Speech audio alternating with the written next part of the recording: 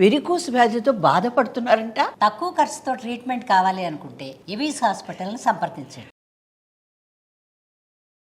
నమస్తే రమ్మగారు. నమస్తే జయ. రమ్మగారు, బాగా తెలివిగా ఉన్నవారు వాళ్ళ స్టోరీలు చెప్తూ ఉంటారు కదా. తెలివి తక్కువగా ఉన్నవారి స్టోరీలు భలే ఫన్నీగా కూడా ఉంటాయి కదా. అలాంటిది ఏదైనా ఒక కథ చెప్పండి అండి. ఇదివరకు కొన్ని చెప్పుకున్నాం కదా మనం. ఓ ఊళ్ళో పానకాలని ఒక ఆయన ఉండేవాడు. ఆయన అనుకోండి, ఒక కుర్రాడు అనుకో. వాడు ఏదో కొంచెం సుమారుగా ఉండేవాడు. అంత తెలివైన వాడు కాదు, ఒట్టు వెరుబాగులాడా అనేవాళ్ళు వాళ్ళ ఊళ్ళో. ఆ ఊళ్ళో ఏం పని దొరికేది కాదు. సరే ఏమనుకున్నాడు, కొంచెం దూరంగా ఓ రంగాపురం అనే ఊరు ఉంది. ఆ ఊరు పోదామని బయలుదేరాడు. అక్కడ ఏమైనా పని దొరుకుతుంది అని నడుచుకుంటూ పోయాడు. అప్పుడు ఏముంది, పల్లెటూళ్ళలో ఇవే కదా. అవును. నడిచాడు నడిచాడు నడిచాడు నడిచాడు. సరే ఆ ఊళ్ళోకి ప్రవేశిస్తూనే కొంచెం ఒక 10 అడుగులు ముందుకెళ్ళంగానే ఇళ్ళు మొదలైపోయినాయి. ఊర్లలో గమనించండి, ఊళ్ళోకి వెళ్ళగానే మనకేమి ఇళ్ళు వాకిళ్ళు కనపడవు. అవుట్స్కట్స్లో సిటీస్లో లాగానే ఖాళీగా ఉన్నట్టుండి ఒక దారి దాటిన తర్వాత అప్పుడు ఇళ్ళు మొదలు కనిపిస్తుంది. కొంచెం తొందరగానే ఇళ్ళు ఉన్నాయి. ఓ ఇంటి వాకిట్లో ఒక ఆయన ఓ దున్నపోతుని తోకపుచ్చుకుని దాని వెనకాల తిరుగుతూ అది అటు ఇటు గింజుకుంటుంటే ఈయనవే తొందరగా ఈయనవే అని దాని వెనకాల పెడుతున్నాడు. దున్నపోతు ఆ దున్నపోతు అదేమో తోక విదిలించుకుంటూ తన్నడం గినడం చేయటల్లా పాపం. తోక విదిలించుకుంటోంది, అటు ఇటు ఇటు ఇటు తిరుగుతోంది. ఎప్పటికీ ఇంతవే 100 రూపాయలు పోసుకున్నాను నేను నిన్ను, నీ మొహమండా అని తిడుతున్నాడు దాన్ని. అక్కడి నుంచి ఆ తోక విదిలించుకోవడానికి ట్రై చేస్తోంది. ఇది చూస్తున్నాడు. వీడికి చూస్తూ వాళ్ళకి అప్తే రేపు ఎంతుంది ఏమిటి అని చూస్తున్నాడు. వీడి తెలివితేటలు అవి. అక్కడి నుంచి ఏం చేశాడు, ఛీ నీతోటి ఇట్లా కాదు, నిన్న రాత్రే నువ్వు పిల్లని పెడతావని చెప్పాడు నిన్ను నమ్మినవాడు. పెట్టలేదు నువ్వు, ఇవాళ కూడా పెట్టట్లేదు. పద నీ సంగతి చెప్తా అని ఆ దున్నపోతు పలుపు వెప్పుకుని బయలుదేరాడు. అదేమిటో వ్యవహారం చూద్దామని ఈ పానకాలు వీడు ఏ పని మీద వచ్చాడు, పని కోసం వచ్చాడు. తన దారిని దాన్ని పోవాలా, పోకుండా ఈ దున్నపోతు వెనకాల నడుచుకుంటూ పోయాడు. అక్కడి నుంచి ఈ దున్నపోతు వాడు, ఈ కుర్రాడు అక్కడ ఎవరింటికో వెళ్ళాడు. ఆ ఇంటి తలుపు కొట్టాడు. ఆ ఇంట్లో నుంచి ఒక ఆయన బయటకు వచ్చాడు. నీ దున్నపోతు నువ్వు తీసుకో, ఇది దూడని పెట్టట్లేదు అన్నాడు. అనేసరికల్లా ఆయన అటు ఇటు ఇట్లా తిరిగి ఇటు వచ్చాడు. వచ్చి దాన్ని తోక పట్టుకుని చూశాడు శ్రద్ధగా. చూశాక ఇది నా దున్నపోతు కాదు, నేను అమ్మింది కాదు ఇది. ఎందుకంటే నేను అమ్మినప్పుడు దీని తోక మీద ఒక జోరీగా ఉండాలి, ఇప్పుడు లేదు కాబట్టి ఇది అది కాదు అనేసరికి, కాదు నేను అబద్ధాలు చెప్తాను అనుకున్నావా, నువ్వే అమ్మావు, నాకు తెలుసు కదా. మీ వాకిట్లో మా వాకిట్లో నేను ఒక దున్నపోతుని అమ్మాను, నీకే అమ్మాను. కానీ ఈ దున్నపోతు ఖచ్చితంగా అది కాదు. నేను అమ్మిన దున్నపోతు తోక మీద జోరీగా ఉండాలి, ఇప్పుడు లేదు కాబట్టి ఇది కాదు.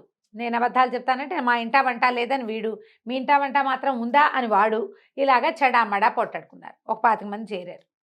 ఎప్పటికీ తెగటల్లా ఆ మాట. ఇదేనంటాడు వాడు, ఇది కాదంటాడు వీడు. మన పానకాలు కూడా చూస్తూ నుంచున్నాడు. ఆహా ఏమిటో భలే బాగుంది కదా కొట్లాట అని. ఆ చుట్టుపక్కల చేరిన వాళ్ళు ఏం చేశారు, ఎవరో బాణాకర్రలు పుచ్చుకుని పొలం వెళ్తూ, అరే ఏమిట్రా ఎంతసేపని కొట్టుకుంటారు, కొట్లాట తేలద్దు, ఇదిగోండి తీసుకోండి, చెరుకోకర్ర ఇచ్చి కొట్టుకోండి. ఊరంతా తెలివిగల గారు. అవును. అక్కడి నుంచి కర్రలతో టపా కొట్టేసుకున్నారు. కర్రల యుద్ధం మొదలైంది. జనం అంతా దూరంగా జరిగారు, వీళ్ళు కొట్లాడుకోవడానికి వీలుగా చూస్తున్నారు. ఇంతలో ఏమైంది, సగం కొట్లాట అయిన తర్వాత ఎవరికి దెబ్బలు తగలకుండానే ఈ కర్రలు కాస్త పుట్టుకుని విరిగినాయి. కత్తులు అయితే విరగవు, అదే కదా. కర్రలు విరగవు, కొట్టేసుకుంటే విరిగేసరికి ఆ కర్రలు ఇచ్చిన వాళ్ళు ఉన్నారు.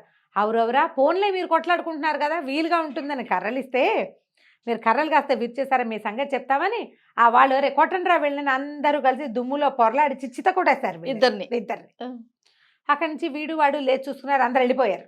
ఊళ్ళంతా దుమ్ము, ఎత్తంతా దుమ్ము. సరే ఇళ్ళకి వెళ్ళి స్నానాలు చేసి మంచి బట్టలు కట్టుకుని వచ్చి మళ్ళీ నుంచున్నారు.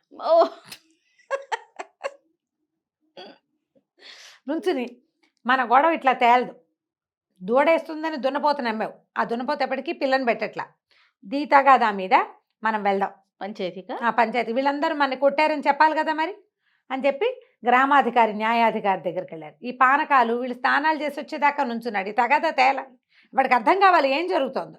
వీడు కూడా పోయాడు అక్కడికి.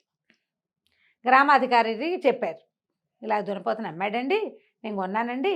వీడేమో ఆ దున్నపోతు ఈయన దున్నపోతు ఒకటి కాదంటున్నాడు, దాని మీద చుండిగా ఉండాలట జోరీగో, అదేమో ఇప్పుడు లేదు కాబట్టి మేమిద్దరం కొట్టుకుంటున్నాం. మేము కొట్టుకుంటుంటే ఊళ్ళో వాళ్ళు వచ్చి మాకు చెరుకోకర్ర ఇచ్చారండి, కర్రలు కాస్త విరిగిపోయాయండి, మా కర్రలు విరిచేస్తారని వాళ్ళంతా మమ్మల్ని దుర్ముల్లో పొరలాడించి కొట్టారండి. రంగయ్య, భూషయ్య, రామయ్య, సిద్ధప్ప అని 10 పేర్లు చెప్పారు. గ్రామాధికారి కొళ్ళు మండిపోయింది. ఏరా వెధవల్లారా, వాళ్ళు కొట్టారని చెప్తున్నారా? ఏది మీరు ఇంత శుభ్రంగా ఉన్నారు? ఇలాంటి తీర్పులు నేను చెప్పాను, అరే వీళ్ళిద్దరిని చితకొట్టేయండి రా అని.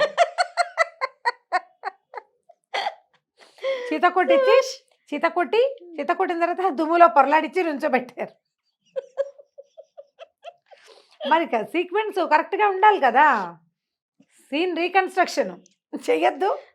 రీకన్స్ట్రక్షన్ తర్వాత దుమ్ము నెత్తి మీద వీపు మీద యథాప్రకారంగా దెబ్బలు.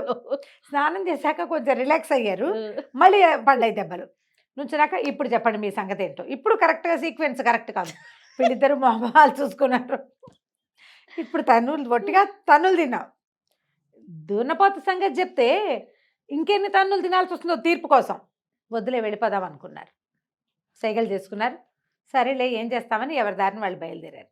మన పానకాలు కూడా వాళ్ళ వెనకాల బయలుదేరి ఆ మొదట దున్నపోతును కొనుక్కున్నవాడు ఉన్నాడు కదా, వాడిని అన్నాడు, ఎందుకన్నా ఇంత గొడవ, దూడని ఇవాళ వేయింది రేపు వేయదు, 2 రోజులాగా అదే పెడుతుంది దూడని. దున్నపోత అనగా ఏముంది, దూడని పెట్టక అదేం చేస్తుంది, రేపో ఎల్లుండో పెడుతుందిలే, అనవసరంగా ఇంత గొడవ చేసుకుని దెబ్బలు తిన్నావు నువ్వు అనేసరికల్లా వాడు సంతోషించాడు. చాలా మంచివాడివిరా నువ్వు, నాకు మంచి ఐడియా చెప్పావు, ముందే చెప్పుంటే అసలు ఈ కొట్లాటకు వెళ్ళకపోయేవాడిని, ఇంకో 2 రోజులు చూసేవాడిని, దానికి ఏమైనా పని కావాలంటే నేను చూపిస్తానని ఈ మహా తెలివైన పానకాలను కూడా పెంపడుపుచ్చుకుని తీసుకుపోయాడు. ఆ ఊళ్ళో వాడికి తప్పకుండా పని దొరుకుతుంది, అంతే కదా. అందరూ మహా తెలివైన వాళ్ళు కదా. బాగుంది. తెలివి గల్ల వాళ్ళ కథలు. ఇప్పుడు ఏంటంటే అవతల వాళ్ళని ఫూల్స్ని చేయటం కష్టం, అందరూ ఫూల్సే అయితే ఏముంది. ఇలాంటి ముల్లా నసరుద్దీన్ కథ కూడా ఒకటి ఇలాంటిది ఉంటుంది. ఆయనకి గాడిదలు ఉన్నాయట నసరుద్దీన్కి. పక్కింట్లో వాళ్ళు ఎవరో ఒక ఆయన, మన ఇంట్లో ఏదైనా 2-3 బళ్ళు ఉన్నాయి అనుకో, పక్క వాళ్ళకి అవసరం వస్తే మీ బండి తాళాలు ఇవ్వండి అని అడగరు. అవును. కంచర్ గాడిదలు 2-3 ఏమో బయటికి పంపించేశాడు. వాళ్ళ అబ్బాయి వాళ్ళు వేసుకెళ్ళిపోయారు. ఒక్క గాడిద పక్కింటి ఆయన వచ్చాడు. వచ్చి, ముల్లా గారు నేను బయటకు వెళ్ళాలి, మీ గాడిదని కొంచెం అరివిస్తారన్నాడు. లేదు మా ఇంట్లో మా గాడిద అన్నాడు. ఇలా 2-3 సార్లు మాట్లాడుతుంటే అందరూ మాట్లాడుతున్నారు, గడ్డి ఏమైనా తెచ్చారని ఆ పక్కన సందులో కట్టేసిన కంచర్ గాడిద ఓనర్ పెట్టంగానే ఆయన అడిగట, అదేంటండి మీరు గాడిద లేదన్నారు, మీ గాడిద అరుస్తుందంటే నువ్వు ముల్లా నమ్ముతావా గాడిదని నమ్ముతావా అని అడిగట ఆయన. ఎవరిని నమ్ముతావు, అదే కదా. అప్పుడు ఆయన ఇంకేం అనలేకపోయాడు, ఆయన తెలివది వెళ్ళిపోయాడు. ఇలాగే ఉంటాయి కథలు తెలివి తక్కువ వాళ్ళకి. చాలా బాగుంది. ఎక్కడో చెప్పండి రమ్మగారు, వెళ్ళొద్దాం ఒకసారి. మన కూడా అలా చేసేస్తారు వాళ్ళు. రైట్ అండి. నమస్తే. నమస్తే.